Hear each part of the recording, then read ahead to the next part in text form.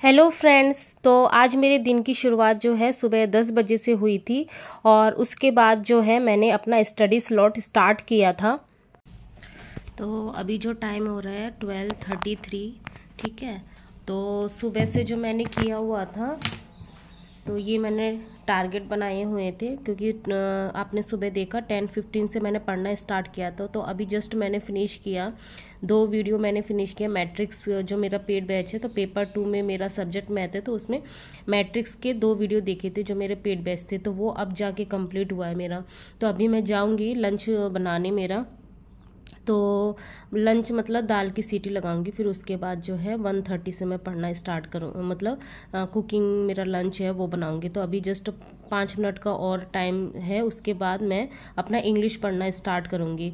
फिर उसके बाद जो है मैंने ये सारे बनाए हुए हैं कि 2 से 3 फिर मुझे पढ़ना है हिंदी, और जो है 4 से 6 मुझे पढ़ना है जनरल मैथ और रीजनिंग, और उसके बाद जो है इवनिंग में 7 to 8 जीएस पढ़ना है। फिर हाफ एन आवर मैंने रखा हुआ है डिनर कंप्लीट करने के लिए। 8:30 से 11:30 मेरा पेपर 2, जो उसमें जो है मैं अपना नोट्स बनाऊंगी और प्रैक्टिस क्वेश्चन तो रात में ही मैं करती हूँ। आजकल नोट्स बनाती हूँ और उसके बाद प्रैक्टिस करती हूँ। तो नोट्स क्या होते हैं, रात में बनाते तो अच्छा लगता है, क्योंकि ऑलरेडी पढ़ चुके हैं उसका धीरे धीरे नोट्स बनाना, क्योंकि रात में कम थोड़ी एनर्जी रहती है। तो मुझे जो मेरा सब्जेक्ट मैथ है तो वो करना अच्छा लगता है। तो दिन भर में जो लर्निंग वाला जो रहता है ना, जिसको मेमोराइज करने वाला रहता है, वो दिन के आवर में कंप्लीट कर लेती हूँ। तो आजकल मेरा रूटीन ऐसे ही बना हुआ है कि रात में मैं सोती हूँ और सुबह जो है 5:30 के अप्रॉक्स इस तरीके से उठती हूँ। तो फिर वही है, काम वाम करके घर का जो है 10 बजे से या 9:30 से मेरा स्टार्ट हो जाता है। कभी कभी घर के काम थोड़े ऊपर नीचे हो जाते हैं, हाउस वाइफ है, कोई फिक्स नहीं रहता है टाइम का, कभी कुछ काम रह जाता है तो फिर उसी हिसाब से टाइम। तो इस तरीके से जो है मेरा 10 आवर्स का बन रहा है। और चलो फिर ज़्यादा बात नहीं करती हूँ, मैं अपना स्टार्ट कर देती हूँ। सेकंड जो मेरा स्लॉट है इंग्लिश, वो मैं स्टार्ट करूँगी तो आफ्टर 5 मिनट, क्योंकि अभी मुझे दाल की सीटी लगाने जाना है। तो क्योंकि उसके बाद हाफ एन आवर हो जाएगा, 1 घंटा हो जाएगा, तो फिर मैं छोकर लगा पाऊँगी। तो ठीक है, तो मैं जाती हूँ अपना कुकिंग करने। तो जैसे कि आपने अभी देखा, मेरी जो दिन की शुरुआत है जो स्टडी का, वो आज लेट ही स्टार्ट हुआ, क्योंकि आजकल ऐसे ही हो रहा है। क्योंकि मैंने जैसे ही लेट पढ़ना स्टार्ट किया, लेट नाइट स्टडी, तो उसके बाद जो है ऐसे ही गड़बड़ चल रहा है। तो फिर मैंने ना अभी वही है सोचा नहीं है कि मुझे कब क्या स्टडी करना चाहिए नहीं करना चाहिए। मैं जब जैसे पढ़ने के लिए बैठती हूँ, जब मुझे लगता है कि हाँ दिन की शुरुआत, सारे घर के काम वगैरह खत्म हो गए, उसके बाद मैं उसी समय टारगेट बना लेती हूँ कि हाँ इस समय तक मुझे पढ़ लेना है। और मैक्सिमम मेरी कोशिश यही रहती है कि 10 आवर्स स्टडी करने की।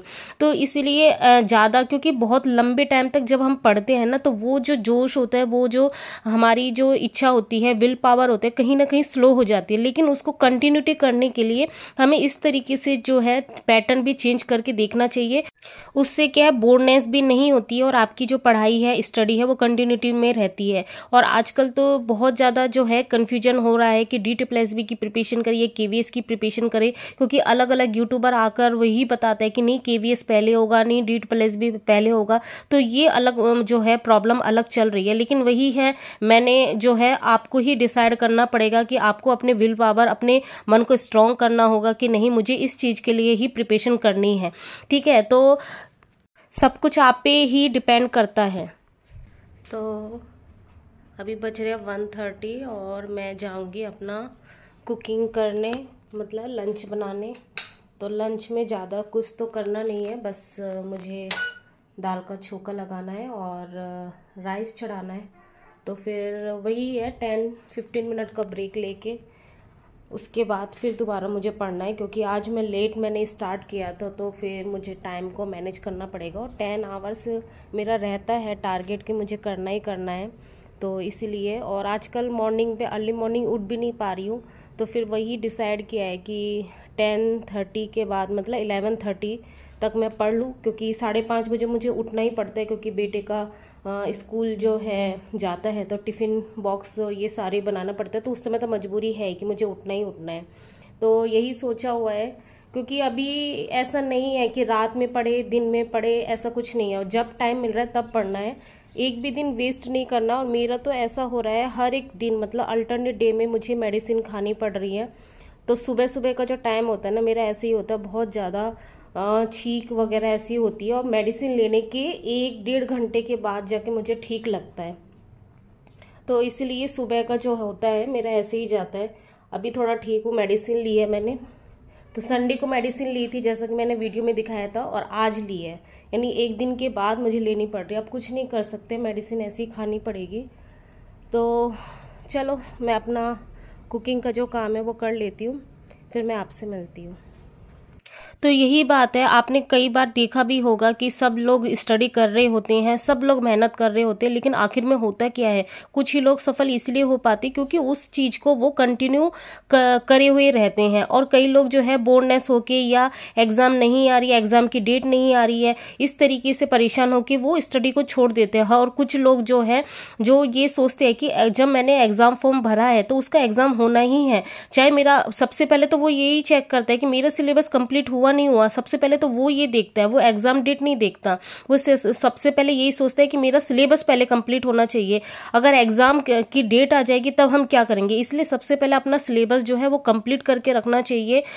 इसलिए अपने मन को जो है स्ट्रांग करना होगा, आपको डिसाइड करना होगा कि आपको किस चीज की प्रिपरेशन करनी है।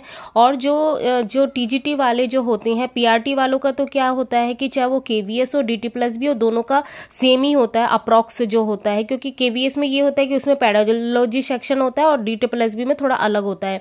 तो जो टीजीटी जो सब्जेक्ट वाले होते हैं उन्हीं का थोड़ा प्रॉब्लम ये होता है कि केवीएस में आपका 11th-12th आता है और डीटी प्लस भी में आपका ग्रेजुएशन, इसलिए दोनों को साथ में लेके चलना बहुत ज्यादा मुश्किल होता है। इसीलिए जो है मैंने यही डिसाइड किया हुआ है कि सबसे पहले जो है मैं अपना 11th-12th है, क्योंकि मैंने पेड बैच ले रखा है और उसमें जो है सर ने 11th-12th का पोर्शन बहुत अच्छे से पढ़ाया, ग्रेजुएशन पोर्शन अच्छे से नहीं पढ़ाया हुआ है, तो मैं उसको करती भी नहीं हूँ, मैं यूट्यूब से देखती हूँ जो जीपी सर है।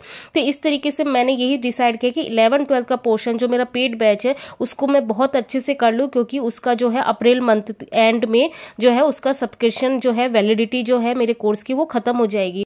तो दाल बन रही है और राइस में जस्ट सीटी लगी है, तो तब तक टाइम है। और टाइम देखो हो रहा है 2 बज रहे हैं, तो मेरा स्टार्ट हो जाएगा। खाना तो खाया नहीं है।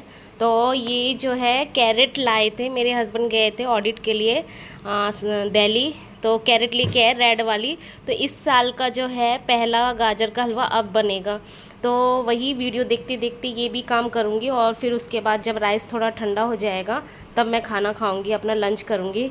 तो वीडियो मैं ये देख रही थी, सर का जो वीडियो है, ये वाला वीडियो देख रही थी, जो 50 डेज 50 मैराथन है सर का। तो डे 36 ट्रेन एंड बोट, तो इतना मैं देख चुकी हूँ, अभी इतना पेंडिंग है, तो ये मैं देखते देखते कर लूँगी। तो चलो कर लेते हैं। तो यही चीज़ है कि मैं ज़्यादा स्ट्रेस नहीं ले रही हूँ इस बात के लिए कि मुझे क्या, मतलब केवीएस के लिए या डीटी प्लस बी के लिए। इसलिए मैंने सबसे पहले जो है अपने मन को स्थिर कर लिया है कि जो मेरे पास, जो मेरी सिचुएशन है उस हिसाब से मुझे ये करना चाहिए कि जो मेरा पेड कोर्स है उसको मुझे सबसे पहले जो है उसका सिलेबस है, नोट्स वगैरह बनाना, वो मुझे फिनिश करना है। और ऐसा लग भी रहा है कि केवीएस का पहले हो सकता है, तो केवीएस में 11th-12th पहले आएगा। तो कहीं ना कहीं जो है दोनों कॉन्सिडेंट मेरे बन रहे हैं। तो मैंने यही डिसाइड किया है कि मैं केवीएस का जो है पहले, मतलब 11th-12th का पोर्शन है वो पहले अच्छे से कर लूंगी। क्योंकि पेपर 1 तो जो है मैंने, अगर मैं पढ़ती भी नहीं हूँ तब भी मैं टेस्ट देती हूँ तो मेरे 60 आ ही जाते हैं पेपर 1 में। तो मुझे जो अपना जो स्ट्रॉन्ग करना है वो पेपर 2 ही करना है। और कहीं ना कहीं आप ये भी देखो DT प्लस बी में आपका पेपर 2 जो है वो स्ट्रॉन्ग नहीं है, 40 से अबव नहीं आएंगे आपके मार्क्स। तो आपके पेपर 1 में चाहे 100 में मार्क्स भी आएंगे तो आपके जो है वो यूजफुल नहीं हो पाएगा, क्योंकि आप क्वालिफाई नहीं कर पाओगे। तो मेन बात यही है कि अगर आपको कुछ भी नहीं समझ में आता कि मुझे केवीएस करना चाहिए, DT प्लस भी करना चाहिए, तो मैं यही सजेशन आपको दूंगी कि आप अपना पेपर 2, अपना सब्जेक्ट है वो स्ट्रॉन्ग कर लो।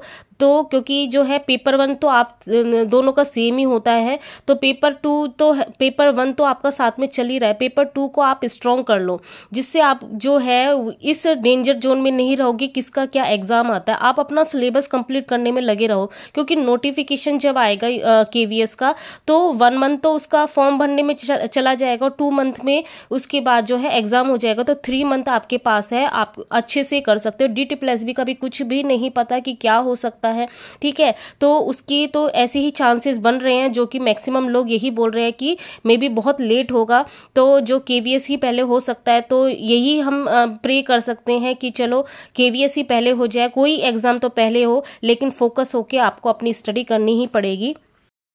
तो अभी जो है इवनिंग का टाइम है और वीडियो ऑलरेडी बहुत ही लंबा हो चुका। मैंने दिन भर में अपना दिखाया कि क्या क्या मेरे प्लान रहने वाले हैं, किस तरीके से मैं 10 आवर की स्टडी कर रही हूँ लेट उठने के बावजूद भी। तो आप भी ऐसे ही कर सकते हो। फिर मिलते हैं नेक्स्ट ब्लॉग में, तब तक के लिए बाय।